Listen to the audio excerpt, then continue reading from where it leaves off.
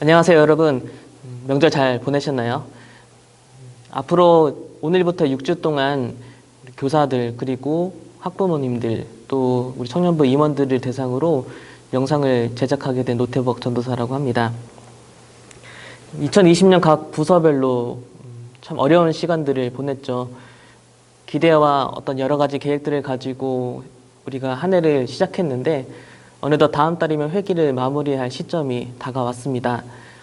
많은 계획들을 세웠지만 소위 코로나19로 인해서 물거품이 되어버린 상황입니다.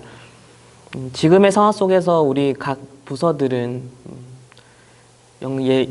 영상을 통해서 예배를 제작하고 있고 또 아이들의 신앙을 지키기 위해서 여러 가지 최선의 노력을 다해 왔습니다.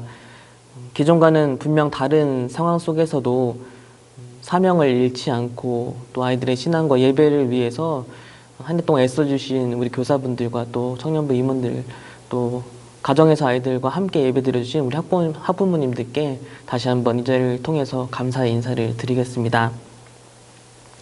코로나19의 위기가 지속되면서 교육부서 예배뿐 아니라 사역의 전반적인 상황에도 많은 변화들이 분명 찾아오게 되었습니다.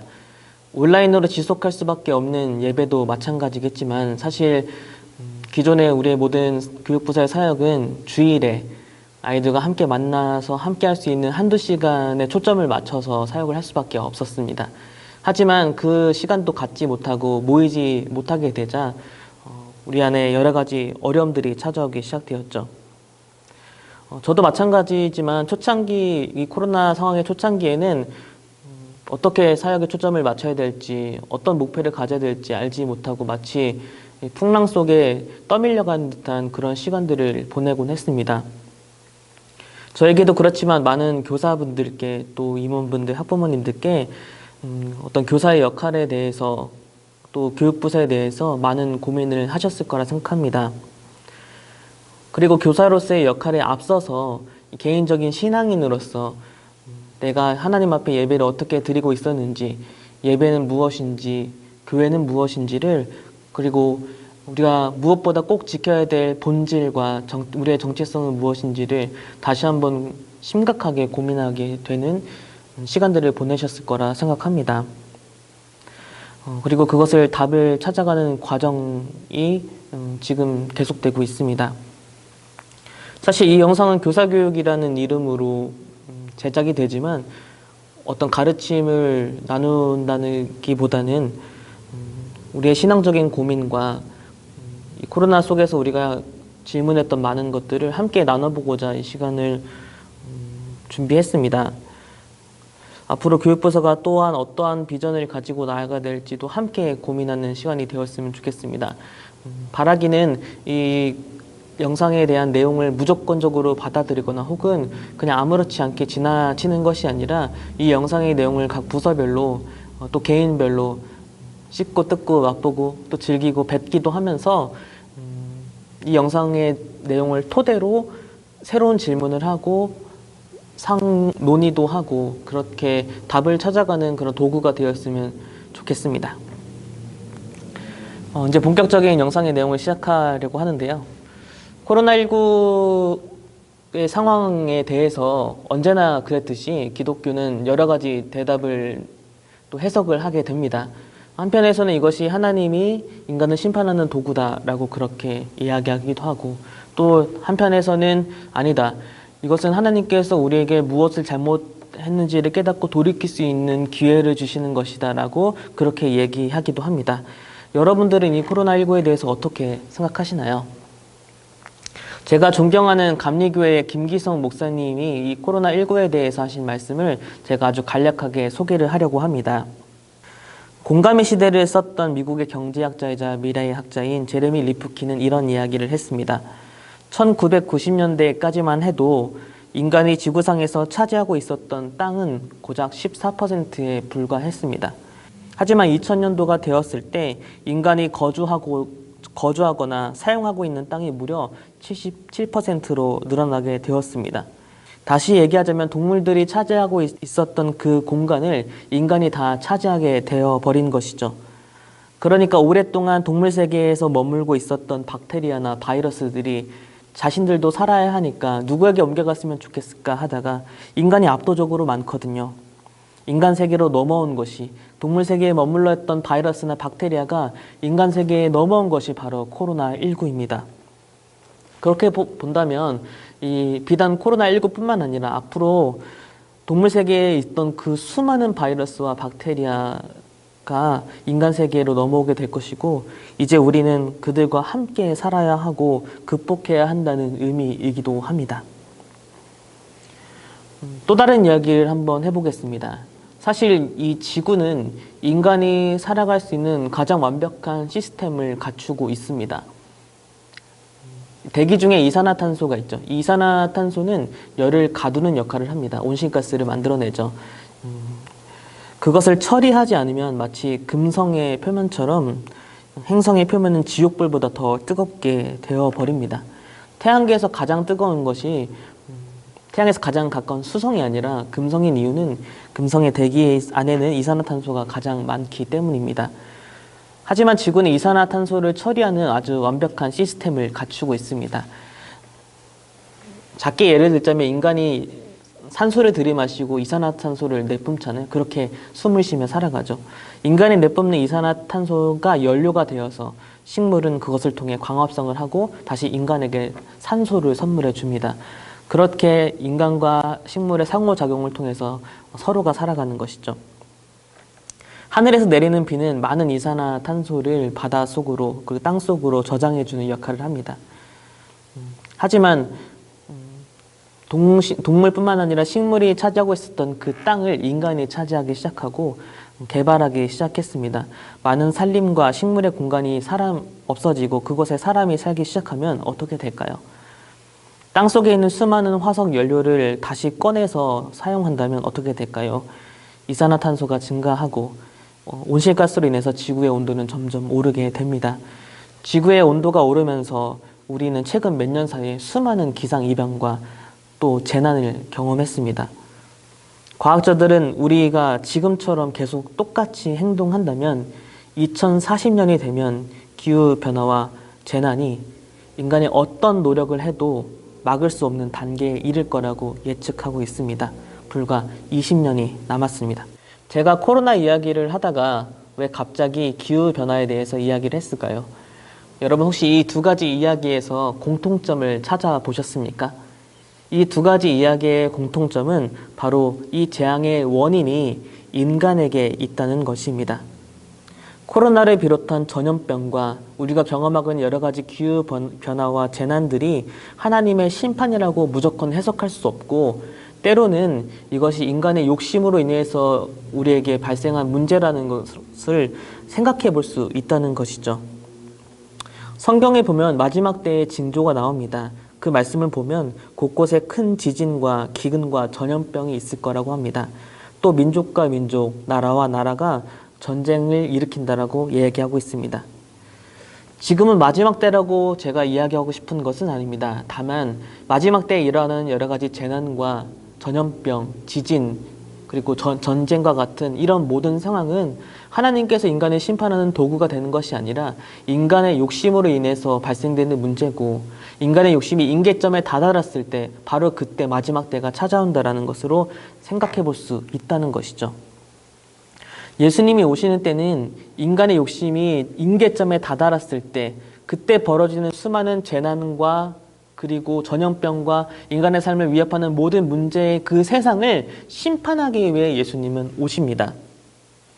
그 재앙 속에서 그 마지막 때에 벌어지는 수많은 우리의 삶을 위협하는 문제들 속에서 우리의 신앙을 지키는 것이 얼마나 어려운지 우리가 코로나19의 이 상황 속에서 직접 경험하고 있지 않습니까? 코로나19가 우리에게 어떤 영향을 미쳤는가? 단순히 모이지 못하니까 참 주일이 심심하다.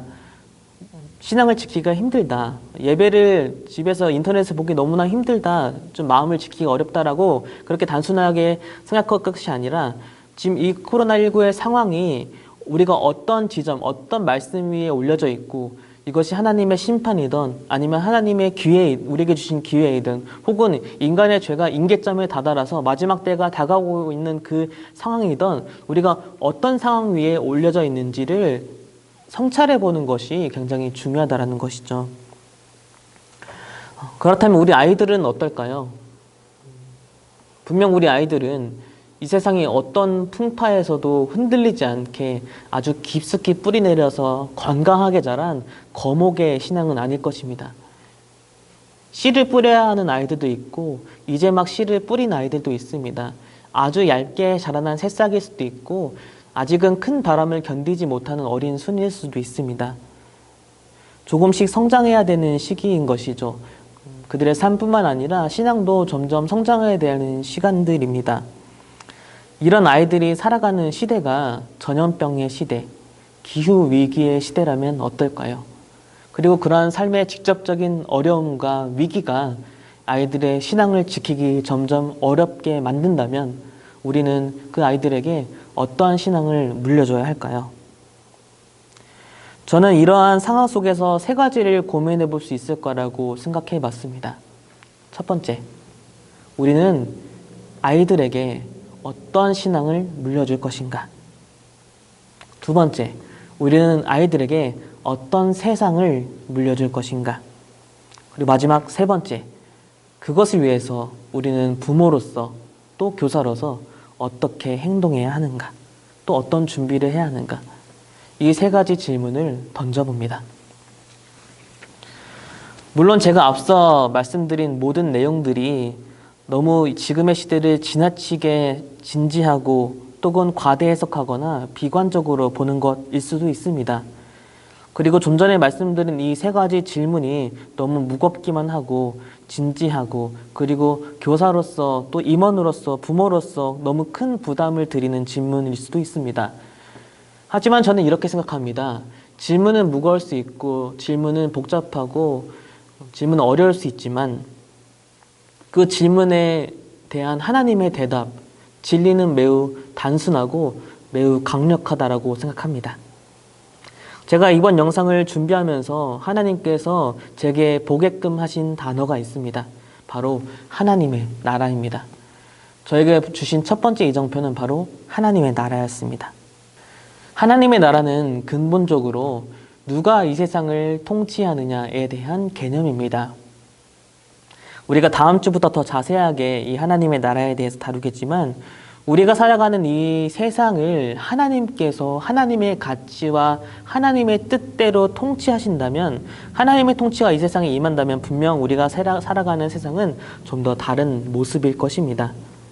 영화든 드라마든 뭐 축구팀이든 감독 하나가 바뀌면 팀이 그 결과물이 달라진다는 것을 우리가 참 많이 느끼게 되잖아요. 이처럼 지금의 전염병의 시대, 이 기후위기의 시대 속에서 하나님이 이 세상을 통치하신다면 어떻게 될까를 꿈꿔보는 것은 참 좋은 것일 겁니다. 하나님이 통치하신다는 것은 우리에게 이러한 고민과 질문을 하게 됩니다. 또한 이런 행동을 요구하게 됩니다. 나는 지금 이 상황 속에서 어떻게 하는 것이 하나님의 뜻대로 행동하는 것일까? 어떻게 행동하는 것이 하나님의 나라를 이루는 것일까? 이 질문을 하게 되는 것이죠.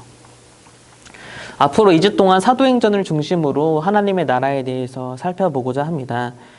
참고 도서가 한 권 있어요. 사도행전과 하나님의 나라라는 책인데요. 이 책의 일부를 인용해서 영상을 찍게 될 것 같아요. 그러니 이 책을 먼저 읽어보시면 다음 주 영상을 이해하는 데 조금 더 도움이 될 것 같습니다. 오늘은 코로나19의 상황을 우리가 어떻게 해석할 수 있는지, 그리고 코로나19가 우리 신앙뿐만 아니라 우리 교육부서, 우리 아이들에게 어떠한 위기로 찾아오게 됐고, 그리고 그것에 대해서 우리는 어떤 고민을 해야 되는지에 대해서 영상을 제작해 봤습니다. 제가 찾게 된 첫 번째 이정표는 바로 하나님의 나라였고, 다음 주부터 2주 동안 사도행전과 하나님의 나라라는 주제로 영상을 만들게 될 것입니다. 마지막으로 제가 서울교회 유초등부 전도사가 처음 되었을 때 그때 사역을 처음 시작할 때 유초등부 할렐루야 찬양대가 마지막 예배 때 부모님들과 함께 특송했던 곡이 있어요. 그 곡을 들으면서 정말 펑펑 울었고 내가 이 가사처럼 앞으로 사역을 하겠다라고 다짐했던 그러한 곡이 있는데요. 그 영상, 그 곡을 소개하면서 오늘의 모든 시간을 마치도록 하겠습니다. 감사합니다.